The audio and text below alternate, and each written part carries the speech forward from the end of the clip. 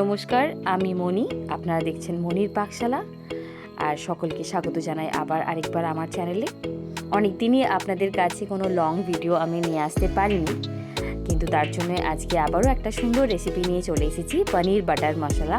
কিভাবে একদম কম সময়ে এবং ন্যূনতম মশলা দিয়ে এই রান্নাটা করে নেবেন, চলুন দেখে নেওয়া যাক। আপনারা দেখলেন এই মাত্রই আমি পনিরটাকে স্কোয়ার পিসে কেটে নিয়েছি ভালোভাবেই। তারপর পেঁয়াজ কুচি, টমেটো কুচি পরিমাণ মতো আমরা কেটে নিচ্ছি। পেঁয়াজটা একটু বেশি পরিমাণেই লাগবে যাতে স্বাদটা একটু ভালো আসে।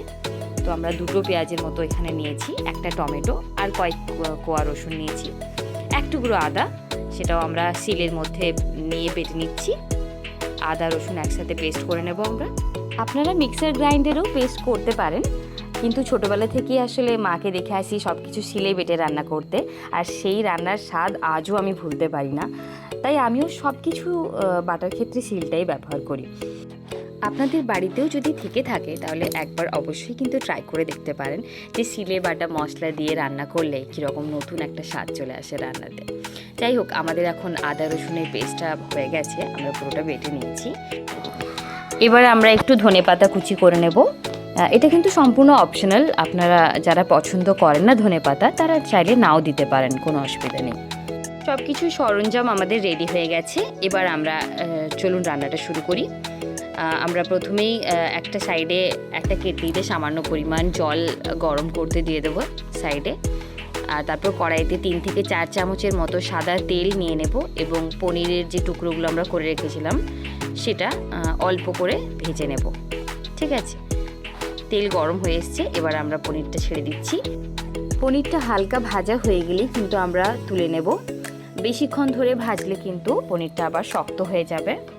আর পনিরটা ভাজার সময়ও আপনারা খুব বেশি একটা নাড়াবেন না, যদি খুব বেশি উল্টানো হয় তখন পনিরটা ভেঙে যেতে পারে। তার জন্য হালকা হাতে কম আঁচে একদম আপনারা পনিরটা ভাজবেন। হালকা বাদামি হয়ে গেলে আমরা আস্তে আস্তে ভেজে নিয়ে পনিরটাকে তুলে নেব। দেখতেই পাচ্ছেন পনিরটা প্রায় হালকা বাদামি হয়ে এসেছে, মানে আমাদের ভাজা হয়ে গেছে। এরপর আমরা যে কেটলিতে গরম জল ফুটতে দিয়েছিলাম সেখানেই 8 চামচের মতো নুন দেব এবং 1 চামচের মতো চিনি ওই জলের মধ্যে দিয়ে আমরা জলটা একটু ফুটিয়ে নেব। হালকা গরম হয়ে গেলেই জলটা আমরা গ্যাস বন্ধ করে দেব।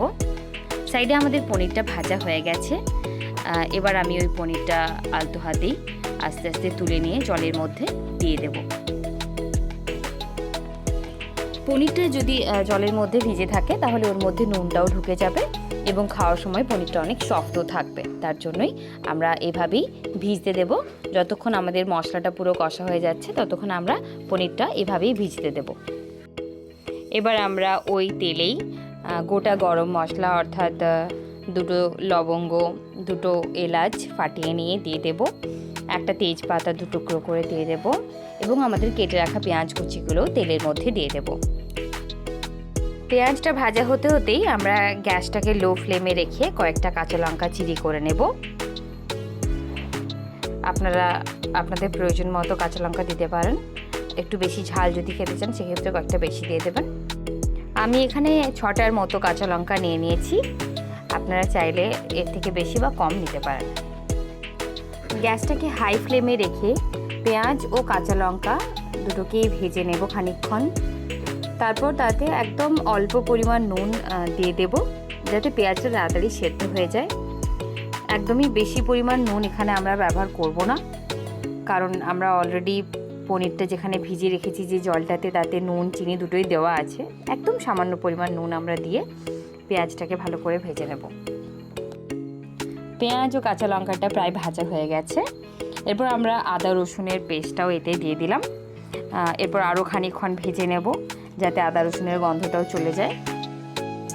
2 থেকে 3 মিনিট পেঁয়াজ, আদা, রসুন, কাঁচা লঙ্কা সব কিছুকেই ভালোভাবে নাড়িয়ে এইভাবে ভেজে নিচ্ছি। এই রান্নাটাও আমি অ্যাকচুয়ালি আমার দিদির কাছ থেকেই শিখেছি। আগে আমি খুব একটা ভালো পনিরের রান্না করতে পারতাম না বা খুব একটা রেসিপি আমি জানতাম না। এই রান্নাটা কিন্তু আমার দিদির কাছ থেকেই আমার শেখা।